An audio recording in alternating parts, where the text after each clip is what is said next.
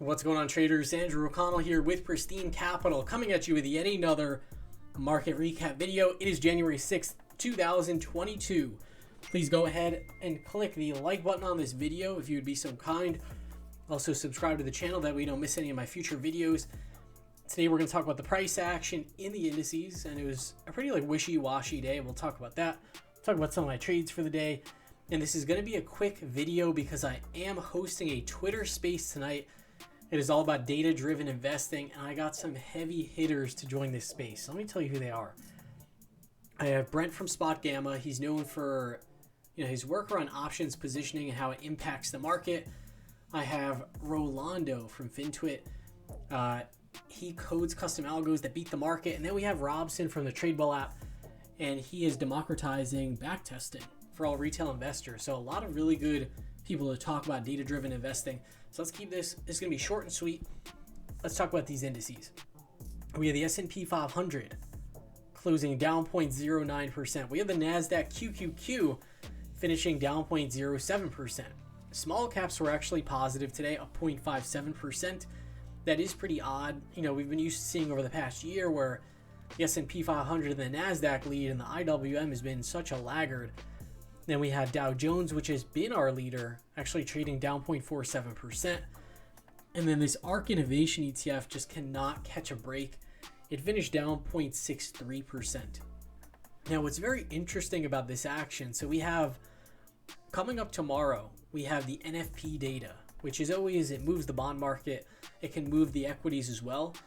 Look at this. We have volatility actually declined in the S&P 500. It also declined in the NASDAQ, which is odd because they both traded down. And then we had a big uptick in the volatility in the small caps, which were actually trading positive. Other thing that was interesting was that we had positive breadth in these top three indices, two of which were negative. So it really just goes to show that we're seeing some weakness in those mega cap tech companies that can really drag the market up or down depending on how they are trading. Finviz heat map, you'll see that same dynamic here. We had Apple down 1.67%, Microsoft down almost 8%, Tesla down 2.15%, Amazon down. So a lot of these heavy hitters did not really participate today, but we did see Facebook have a nice green day. We saw Nvidia. Ford has just been incredibly strong. We saw that one finish green as well. And look at these financials and energy. Financials and energy just remain very strong. And we can see market participants, they're rotating into those areas of the market. Let's take a look at our sector sheet. And top momentum sectors right now are regional banks, energy, and financials. All three closed green today. But other than that, we had global autos close green, aerospace and defense barely green. But apart from those select areas of the market, we had sell-offs in pretty much everything else. Very noteworthy though, KWeb was actually the top performer today. And look at this, it's moving up the rankings in terms of momentum. So that is definitely something to keep an eye on. Cannabis actually closed up as well. And I actually took a position in Alibaba today to get some exposure to those Chinese equities. But yeah, ARK can't catch a break. These blockchain assets cannot catch a break either. And then style factors, we had the international momentum style factor down significantly. Minvol was actually one of the biggest losers. And then for gainers, we had high beta and cyclicals that really ripped to new heights. So it's not like this was all like a big sell-off, but I just know most investors, they're highly invested in technology, so it might feel like what a weak market. But yeah, the energy, financials, they all looked great. And then seasonality, we're getting, I don't even want to say we're getting the strong January seasonality. It's been kind of a weak beginning of January, but you can see the seasonality actually really tails off towards the end of January. So yeah, the seasonality looks okay, but it's actually going to deteriorate over the next week or so. Okay, let's take a look at these headline indices. S&P 500. So we talked about this morning. Right now we're trading inside of value, and my trend model is at a -3. And look at this. So we're below all these key moving averages, but we did find support at the 50-day simple moving average. And we tested the lows very early in the session. We ripped all the way down here, and then we pretty much V-bottomed right off of it. But the thing was, once we V-bottomed, we couldn't really make much progress to the upside either. So this leaves us in a very ambiguous spot. Futures right now are trading to the upside, up 0.21%, but this is still so early. You know, it's very difficult to really ascertain, you know, some divine meaning from, you know, the first couple minutes of futures. Let's take a look at our squeeze metrics, dark index, and wowee. So this dark index closed down, so it's down at 41.7. So that goes to show, you know, there weren't like dip buyers aggressively buying this dip. It really was, you know, dark pool buyers not really being active either. So one of the best positive divergences you can see is when the market's kind of like chopping in a downtrend and it kind of stops going down, we're chopping around and we start to see those big DIX prints, and we're not seeing that yet. So that's definitely noteworthy. And then dealer gamma is negative. So now, wow, now we're negative 2.3 billion. So we slipped even further into that negative dealer gamma territory. When we hit negative dealer gamma, we can have very extreme moves to both the upside and the downside. Basically, like the size of these candles tends to get bigger when we have this negative dealer gamma state, and we really have, you know, the expert in these dealer gamma dynamics that's going to be on our space tonight, so we can talk to him about this stuff. And that's Brent from Spot Gamma. So that is our dealer gamma. Let's take a quick look at some of my trades for the day. And I did do some trading. To be honest, I think I tried to get a little bit too cute. So I was able to catch essentially the bottom in this buy today. I caught it with a nice day trade, you know, made a little bit of money, you know, whatever. I did take some long Facebook and long Microsoft as well. And Facebook did end up coming in a little bit, as did a Microsoft. You can see Facebook, you know, pretty good day for Facebook. I'm definitely noticing relative strength in this name versus all the other FANG stocks. But yeah, with the rest of the market, you know, Facebook closed above the point of control, which is good, but was not able to close above these key moving averages. So yeah, Facebook added a position there. And then Microsoft, I noticed, now look at this, we had a red day for Microsoft, but we put in a green candle. So yeah, looking for a little bounce in Microsoft.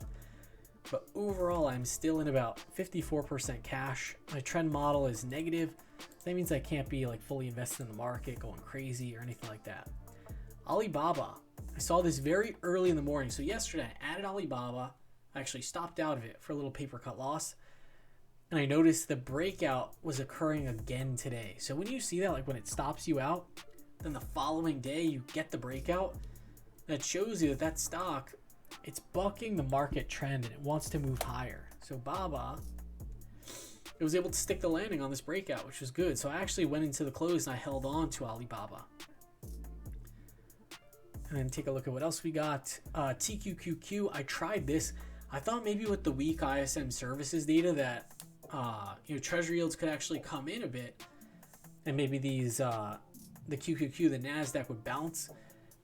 Took it for the bounce, didn't really get it, so I cut this one off for, you know, a very tiny paper cut loss, like a less than 1%. I also tried Taiwan Semi, it was looking good. Then I closed this one out for a very tiny winner, you know, less than 1%. So took some shots at things. I just made sure when I didn't see the market going my way, I dialed it back in. And, you know, what was working, I kept that on the books. So, yeah, still in a lot of cash. And I think that's, you know, where I should be in this market that is in a downtrend. VIX actually closed negative today, which is a pretty interesting divergence because the market was negative. So, yeah, that's, you know, we'll have to see if that means anything tomorrow.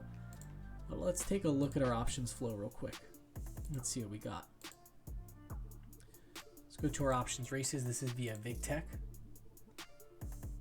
And let's see if we, you know, finally start to see a lot of put buying. Because I did notice when I was looking at the intraday put to call ratios, there was a lot of put buying. So let's see, we got Tesla, of course, in the lead. Tesla had a decent candle. So 4 billion of Tesla flow. We have this T, which I believe is T-Mobile. Never really pops up. AMD, Verizon, and TQQQ. Let's check these out. So I'm going to take these filters off for my Tradescape. Now let's check this out. So we got Tesla. mix of puts and calls, and Tesla had a pretty good close today. I mean, it's still a red candle, but it did put in a hammer. So let's see what happens with Tesla. Is it possible that it makes a leg higher? Certainly is possible. So yeah, some dip buyers did end up coming in for Tesla.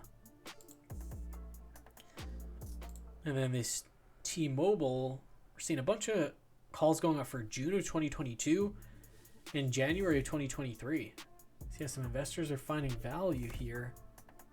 Oh, is this is, yeah, excuse me, this is AT&T. Yeah, T-Mobile is TMUS. Yeah, AT&T, really nice move to the upside. And that's kind of what we're seeing. A lot of these more defensive areas of the market are ripping higher. This one has an 8% dividend yield. That's pretty phenomenal. And everyone's getting long. So yeah, very interesting. Let's take a look what else we have here. AMD, this is a very popular name. AMD, mixture of puts and calls. Not really seeing like a predominant trend there. Yeah, the 140 strike was pretty active. Apple, mostly calls going up into the weakness. That's actually, I actually don't like to see that when the asset's like super weak and can't even regain its footing. And I just see like calls are being spammed at it. So yeah, we'll have to see what happens with Apple. This did just break this downward trend line. So if we can get a bounce, you know, Apple likely candidate because it's been so hurt by this NASDAQ weakness. But yeah, it's not really in the best trend. Let's take a look at one more. We'll check out BABA. This one was actually green today. Yeah, and look at that. Players are positioning in BABA. Jan 2023, Jan 2022, Jan 2023. So these are good, seeing these leaps go up in BABA. I see some short-term stuff too, but yeah, good to see nice size on those leaps. Because yeah, this is a fresh breakout from the monthly value area as well as the weekly value area. So I definitely wanted to hold on to my BABA. Also, pretty much the strongest stock in the market right now is Ford. Look how strong this is. Really powerful breakout. And even though the market's been weak, you know, Ford has, you know, hung in there. I was able to get a position on in Ford right on this candle at a nice spot within the candle. I pretty much got it like right at the open. So yeah, Ford really looks like it's a market leader. It's probably the most dominant liquid stock in the market right now. So definitely just want to keep holding on to this one as long as I can. With that being said, that about does it for this market recap video. Hope you all had an awesome trading session today. And definitely check out our Twitter space. It's going to be at 7 o'clock. Definitely check it out. All right, I am